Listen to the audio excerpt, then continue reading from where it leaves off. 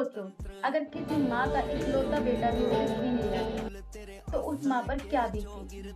और अगर उसे पता चले कि उसकी मौत के पीछे किसी दुश्मन का नहीं, बल्कि उसके अपनों का ही हाथ है, तो वो क्या करेगी? बदला लेगी, श्राप देगी, या फिर कुछ ऐसा जिसकी हमने कल्पना भी ना की।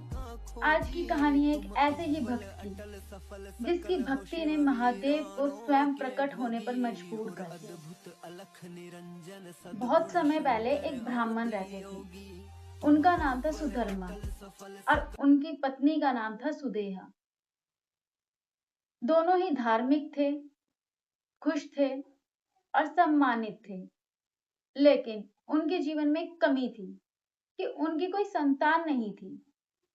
बहुत समय बीत गया लेकिन संतान का सुख नहीं मिला। सुदेहा को लगने लगा कि उसकी वजह से उनका परिवार आगे नहीं बढ़ पा रहा। तो उसने अपने पति से कहा कि आप दूसरा विवाह कर लें। लेकिन सुधर्मा नहीं माना, पर बहुत समझाने के बाद वो मान गया। तब सुदेहा ने अपनी ही छोटी बहन घुष्मा का विवाह सुधर्मा से करवा दिया।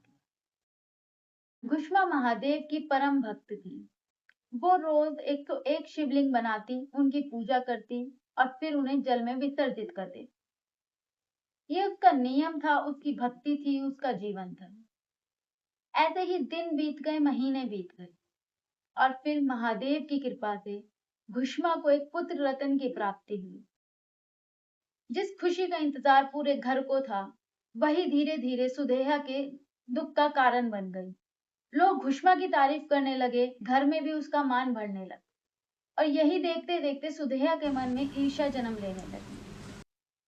शुरुआत में तो वो सिर्फ एक भावना थी, लेकिन धीरे धीरे वो ईर्ष्या नफरत में बदल गई।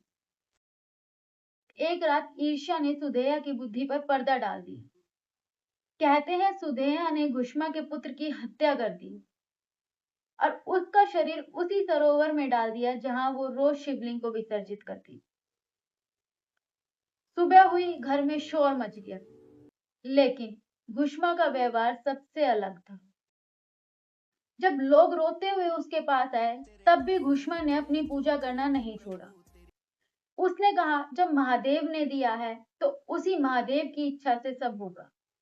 वो वही रोज की तरह 101 शिवलिंग बनाकर उनकी पूजा करने लगी। न आंखों में गुस्सा, न मन में बदले की आग। सिर्फ और सिर्फ महादेव पर विश्वास।